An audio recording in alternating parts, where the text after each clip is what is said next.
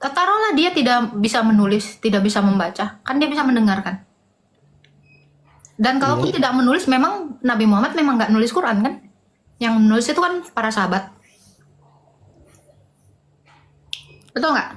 benar. Tapi gini Kak, Hmm. iya setahu saya itu kan ada yang namanya zaman Nabi Muhammad itu kan dulu tuh zaman jahiliyah, zaman kebodohan, zaman Mana kebodohan ada Kak. zaman jahiliyah bang? Abad satu aja itu udah zaman sejarah kok. Udah pada bisa baca tulis. Dan Muhammad ini kan dia pedagang ya, betul nggak? Pedagang itu mustahil nggak bisa baca.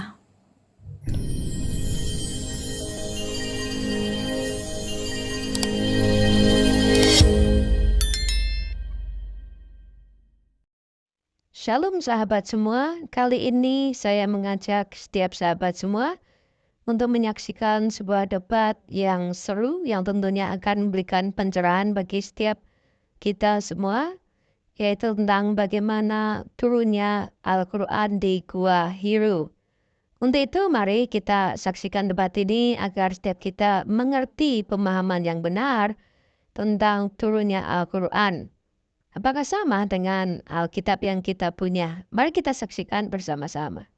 Ini di Quran ada. Abang mungkin nggak pernah baca. Bukan nggak pernah baca Nabi Kak. Muhammad bisa baca. Itu gini Kak, ini kan kebanyakan orang itu kan mengatakan Nabi Muhammad itu kan nggak bisa baca.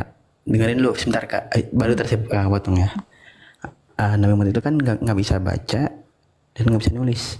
Nah semenjak diajarin sama malaikat Jibril itu ngajarin. Nah namanya Iqra surat apa lupa saya itu lupa bacanya kalimatnya Iqra, bacalah, yang artinya bacalah sambil dipertegas. Nah, barulah mulai itu Nabi Muhammad bisa baca, diajarin sama siapa, malaikat Jibril gitu Kak. Nah kalau misalnya Nabi Muhammad bisa baca itu ayat berapa Kak, dan penafsirannya apa kalau boleh tahu? Al-Bayyinah. Al-Bayyinah ayat berapa ya, Prof? Lupa gue. Ayat 2 tak? Ayat 2. Ayat 2. Aku lagi lihat roomnya si siapa? Roomnya sebelah rusuh ini sampai Islamnya minta maaf nih. Salah. Sorry. Si John Timothy. Hmm. Al-Bayyinah ayat Ayat 2. 2. Hmm. Ayat 2. Al-Bayyinah itu surat 98 kalau nggak salah deh. Iya nggak sih? 89.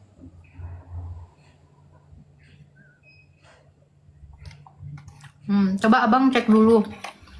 Bang, tapi aku baru tahu Jibril merangkap jadi guru PAUD ya? Bukan guru PAUD Kak, Jibril itu kan tugasnya kan memberi wahyu, tugasnya Jibril memberi wahyu. Coba baca dulu Al-Bayyinah. Iya, saya udah baca. Tapi kan sebelum apa namanya ini kan diajarin dulu Kak. Nabi Muhammad itu diajarin dulu, Bang, nggak langsung baca, enggak. Tapi diajarin dulu Kak. gini ya bang. Ada di hadis juga gitu.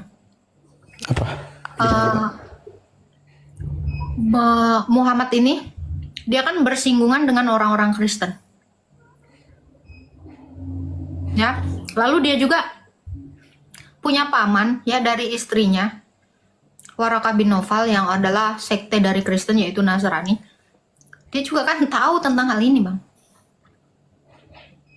Masa tidak mungkin dia tidak mendengarkan itu? Ya, taruhlah dia tidak bisa menulis, tidak bisa membaca, kan dia bisa mendengarkan. Dan kalaupun tidak menulis, memang Nabi Muhammad memang nggak nulis Quran kan? Yang menulis itu kan para sahabat. Betul nggak? Benar, tapi gini Kak. Iya, setahu saya itu kan ada yang namanya zaman Nabi Muhammad itu kan dulu tuh zaman jahiliyah, zaman kebodohan. Zaman kebodohan. Mana ada zaman jahiliyah bang? Abad satu aja itu udah zaman sejarah kok. Udah pada bisa baca tulis. Dan Muhammad ini kan dia pedagang ya. Betul nggak? Pedagang itu mustahil nggak bisa baca.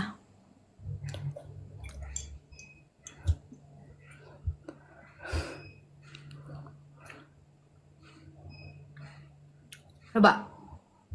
Kalau para sahabat bisa baca, masa Nabi Muhammad nggak bisa baca? Para sahabat bisa baca. Gini kak, wahyu itu atau Al-Quran ini tuh turun itu melalui malaikat Jibril. Nih, Ada saksinya nggak? kalau laki-laki kak, Ada saksinya nggak? saksinya Nabi Muhammad kak. Makanya kan Jibril Saksi itu kan Muhammad itu bukan saksi, kan yang nerima dia.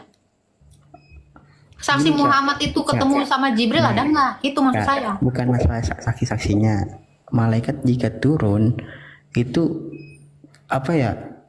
Nabi Muhammad aja ketakutan ketika turun. Malaikat Jibril kenapa? Karena besar. Makanya malaikat Jibril memperkecil. Mana ada dalilnya dikatakan malaikat ini besar? Bayangin aja bang, itu kan kejadiannya di dalam goa. Sebesar apa sih bang goa? Iya, saya tahu. Itu gimana kayak kita ini dari tanah. Nah, malaikat dari cahaya. Kalau dari cahaya itu ya cahaya emang bisa gitu kak. Kan bukan gua nanya itu ya bang ya. Ini harus ada yang mengkonfirmasi dong. Ya masa iya nanti saya misalnya, saya dapat wahyu, orang nggak akan mungkin langsung percaya bang. Itu terlalu goblok orang untuk percaya. Kalau gue bilang gue tinggal ngaku gue ketemu ini sama ini gitu, terus lantas orang langsung percaya, itu terlalu goblok sih bang kalau menurut gue. Kenapa gobloknya kak? Loh, ketika gue dapat wahyu, nggak ada yang ngeliat, nggak ada saksi, nggak ada apapun gitu, cuman tinggal ngomong doang, gue dapat wahyu begini begini begini. Mana ada orang yang percaya, malah orang ngiranya gila dong. Ada yang percaya kak? Siapa? Abu Bakar. Orang yang pertama kali percaya Nabi Muhammad, yaitu pertama. Bukan, itu kan bahkan lu aja percaya kok sama dia. Maksud gua, logikanya bang, kalau ada seseorang ya, Abu Bakar, kalau lu mau bilang Abu Bakar, bahkan ayat Al-Quran itu ada sumbangan dari Abu Bakar. Ada beberapa ayat itu disumbang dari Abu Bakar.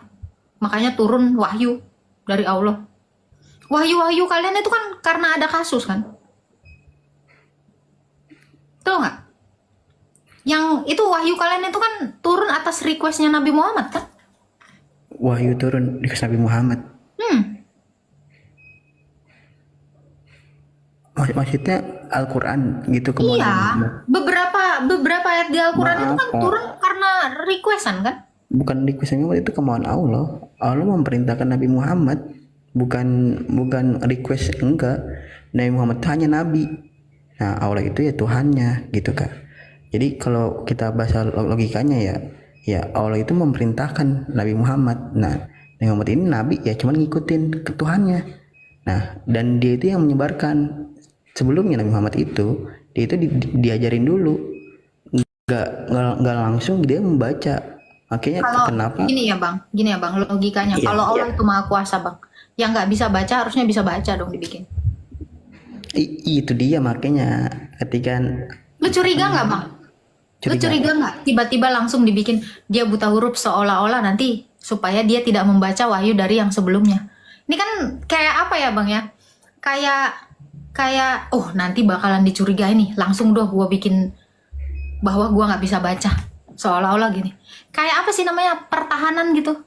enggak Sebelum dicurigai gitu. enggak kak.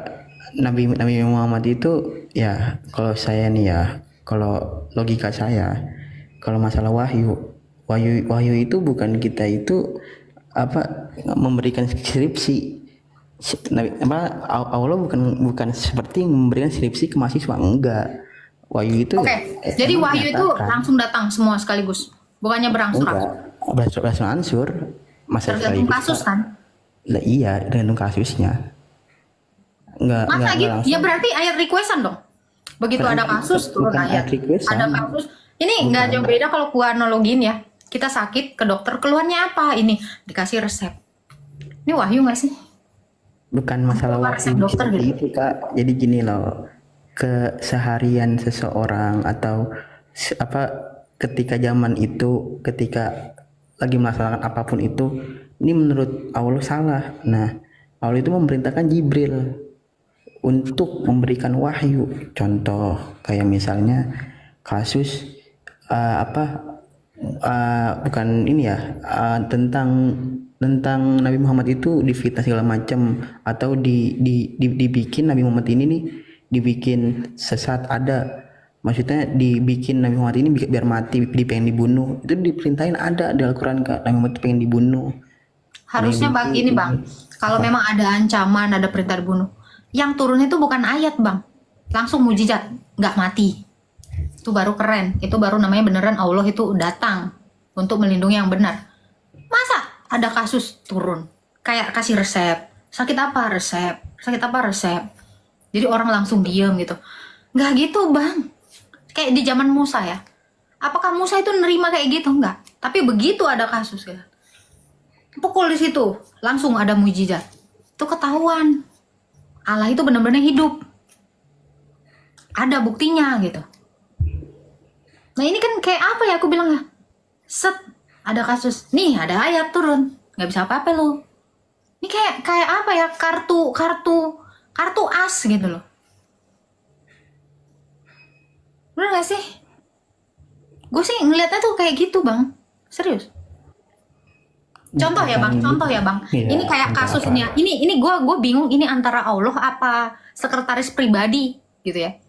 Begitu dia suka sama si istrinya, si siapa namanya ya bang Meta, siapa nama istrinya bang, siapa sih istrinya si yang sampai turun ayat itu bang, kami nikahkan bang Meta, mana ya nih, kayak ini ya, kayak waktu dia naksir sama istrinya si Zaid, si Zainab, nah itu terus tiba-tiba kami nikahkan turun ayat. Ini kan kayak apa gitu ya bang, aku mikirnya tuh apa Tuhan ini kayak sekretaris pribadi gitu, asisten pribadi turun gitu. Bukan pribadi Kak, kita itu kan, kalau saya ini kan ada Al-Quran sama hadis Kak. Di sini kan perbuatan Nabi. Ini Quran bang, ini ayat bang, ini ayat yang saya sebutin, ini ayat. Apa coba ayatnya? Kami nikahkan, telah kami nikahkan itu loh. Bang Meta, nih mana sih bang Meta? Oh, gue lupa nih ayatnya, bentar. Ada dalilnya, bentar ya. Nih kalau gue berpikir ya, ini Tuhan cuma ngurusin selangkangan atau apa gitu.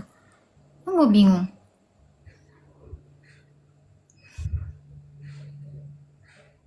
Tunggu ya.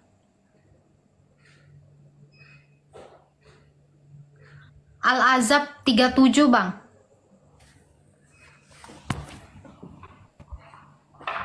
Ih, masih kena ban gue. 21 Juli. Ini tanggal berapa sih?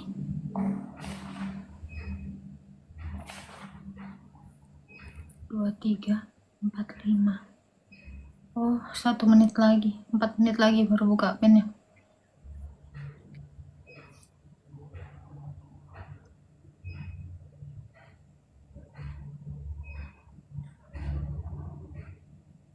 Coba, udah baca belum bang? Saya lagi baca. Ya. Kalau gue sih berpikir ya, ini tuh kayak nggak logis tau gak sih? Aneh gitu. Ih, lucu banget, ada ayam.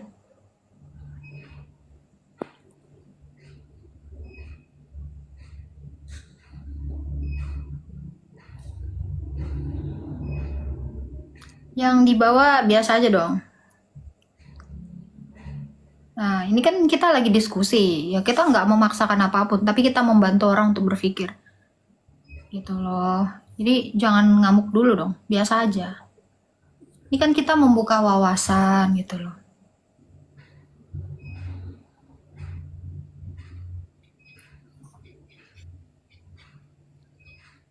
Ya nah, At-Tahrim 66 ayat 1 sampai 5. Banyak sih dalilnya.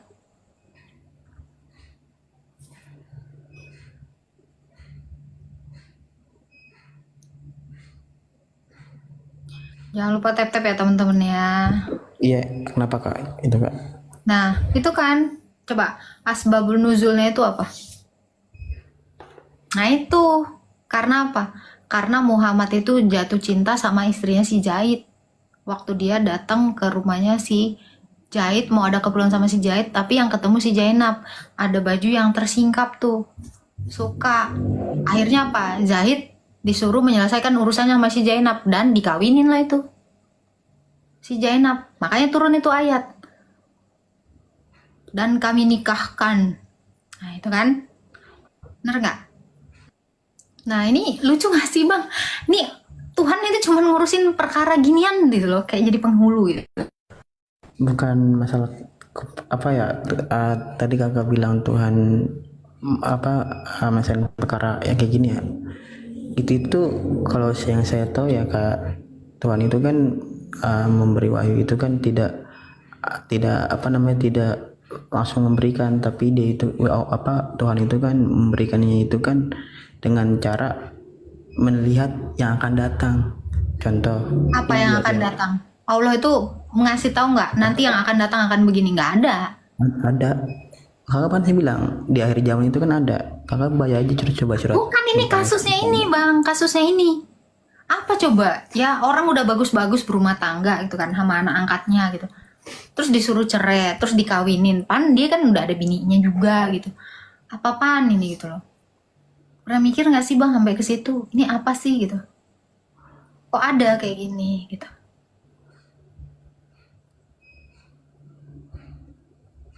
Coba gimana menurut lo tuh bang? Itu baru satu ya. Sebenarnya banyak sih bang yang mau gua iya. komentarin gitu. Kayak nggak logis gitu.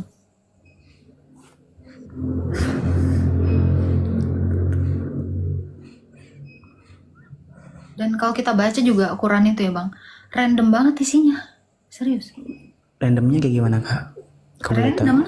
Satu ayat nanti eh, beberapa ayat nanti lain lagi gitu. Ceritanya nih kayak loncat-loncat gitu.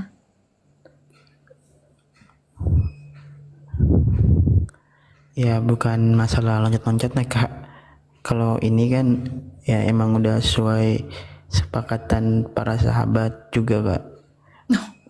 Ayat kok sesuai kesepakatan para sahabat. Nah, jadi ketika Nabi Muhammad memberi wahyu itu kan ditulis, zaman dulu itu nggak ada buku tulis kak, pakai daun. Jadi dengan cara daun atau dengan cara batu atau Bang, jangan akar-akarnya. bilang zaman dulu nggak ada buku dong bang, nggak ada kitab, cuman pakai daun. Mana ada orang nulis pakai daun bang? Orang tuh dari dulu juga mikir bang, menulis perkamen itu ditulis dengan sesuatu yang bertahan lama bang. Ini kita kalau ngomongin sejarah kan itu kayak rata-rata gitu kan. Dasar orang membuat tulisan itu pasti sesuatu yang bertahan lama. Ini Iya, paling basic ini ya. Dan tunggu. Di zaman di abad ke-7 bang, itu orang itu udah pakai media untuk menulis kitab. Makanya ada di dalam hadis ya, ketika Umar mau membaca kitab Taurat, Muhammad itu marah. Di zaman itu udah ada kitab bang, udah ada perkamen gitu loh. Jangan di daun itu, coba secara logika. Media apa yang digunakan nulis di daun? Daun, apalagi pelepah kurma ya. Nih di luar logika ya. Itulah debat yang sudah kita saksikan bersama-sama. Tentunya setiap kita semua sudah dicerahkan bersama-sama melalui debat tersebut sehingga kita memahami mana kebenaran yang sesungguhnya, mana yang disebut tidak benar. Untuk itu biar setiap kita bisa menentukan sikap kita untuk kita memilih ya jalan yang benar, yaitu di dalam Yesus Kristus Tuhan. Sampai berjumpa kembali pada debat-debat berikutnya di channel Penuai Akhir Zaman. Tuhan Yesus memberkati kita semua. Amin.